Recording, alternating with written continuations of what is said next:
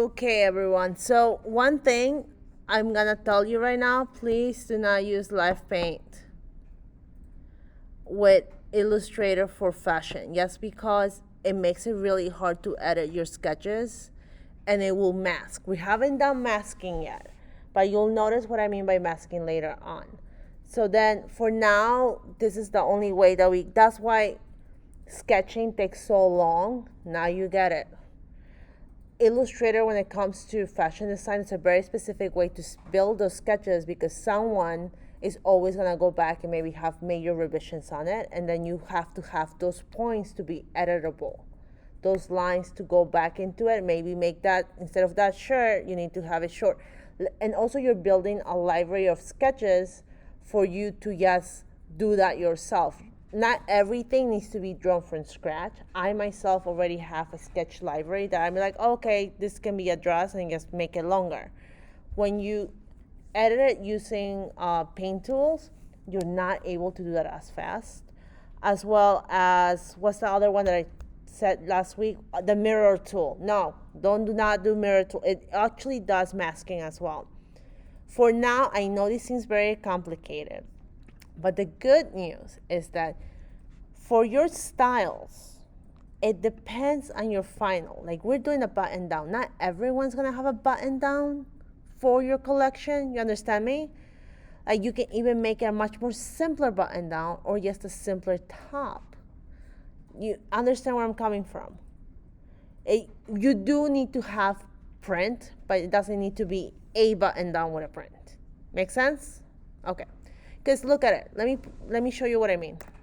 So if I were, let's just say, to make this into a dress really quickly, let me lock those in with Command 2.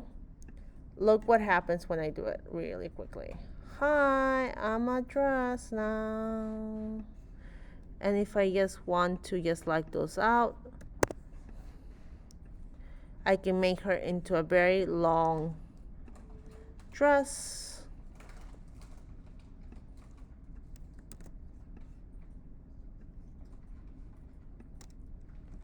Wait, hold on. It could be better though. Hold on a second.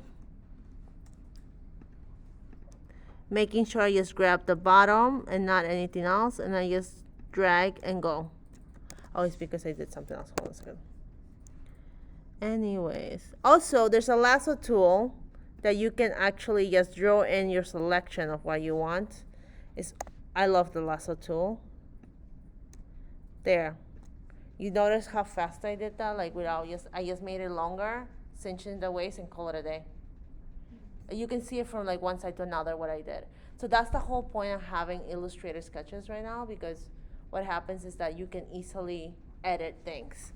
Or in our case here, let's just say, oh, you know what? I want this to be cinched in. I don't want this to be cinched. I don't want this to have a sleeve as much. You just take it out. You just take out the sleeve and make it into sleeveless. So either way, we're here right now. The video is uploading. Hold on a second. And then we go here, and let's just go up buttons. Let me put cool metal buttons. Now, granted, you guys don't have to do a fancy button, okay? I just want to show you what we can do. So we're gonna go to Photoshop and we're gonna clean it up. I haven't shown you how to mask, and not in this lesson. So we're gonna do it a little bit longer. You can do, for your buttons, you can do two ways. You can just do a little circle if you want. And that little circle, you go to Window. You go to Swatch Libraries. You go to Gradients. Metals. And you can just do that if you want. That's okay. It doesn't matter. But I'm going to show you different ways. So I think everyone has noticed that we're going more difficult as we progress. Correct?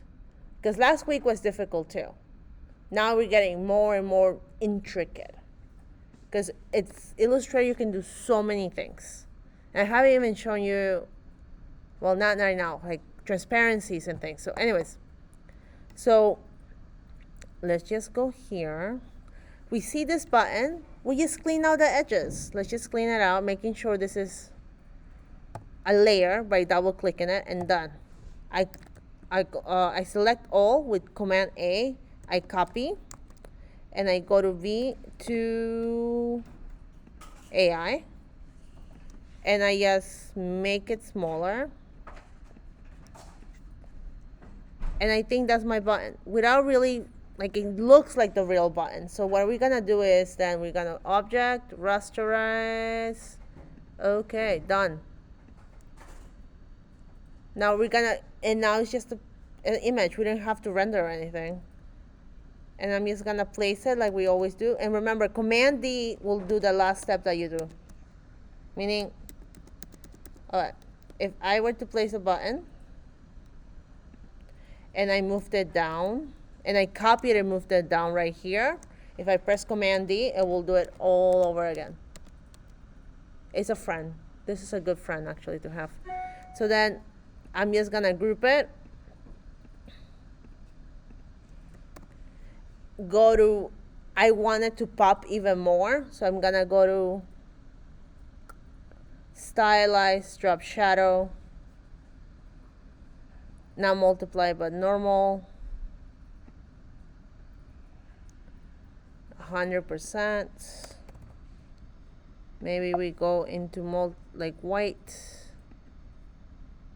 and we play with the parameters here. 3. You can see the drop shadow now. 0, 1. I don't know which one's smaller. No, there you go. 0, 1. Okay. And we just make it.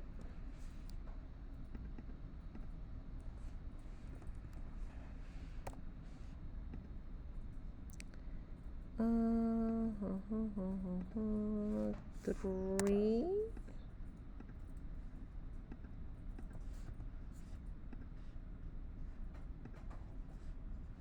And I can just play with the shadows here.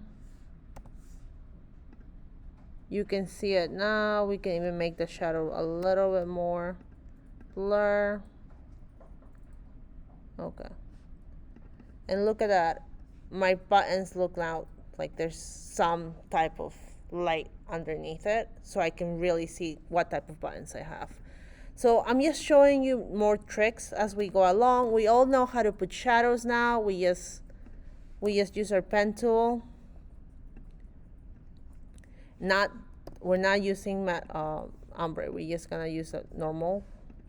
Actually, it might have to be white. For me, it might have to be a really light gray.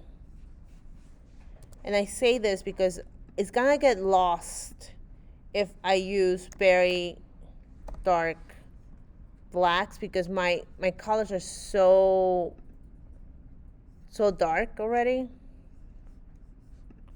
So then we're just gonna click opacity. Yeah, and we gotta go opacity. I'm just gonna like very little. I'm not even gonna multiply it because it's gonna get lost. I just want like something to break up the print, and that's already helping. And same thing here for the armpits. I can just go like this. Usually you just do like a little pucker, and then you can just click on here,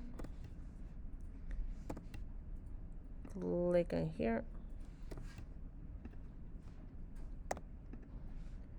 and that's that. And not only that, we're gonna do the neck line, and we're just gonna draw on top. It doesn't matter.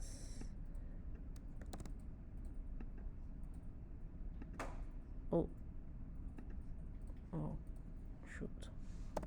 Remember, you can isolate things now by double clicking on things, and you don't even have to do anything else. To get out of the isolation, you just press escape, click on your shadow, done.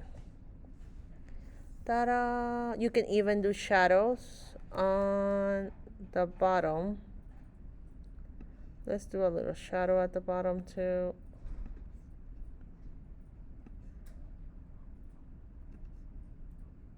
Remember, you can just eyedropper, done. You don't have to be so neat about it. It just needs to happen. There you go.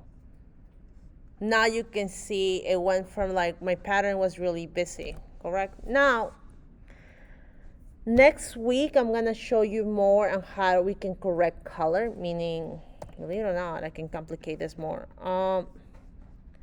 If I were to click on these two and use my color wheel on top, I can go advanced options and look what happens. I can actually recolor it.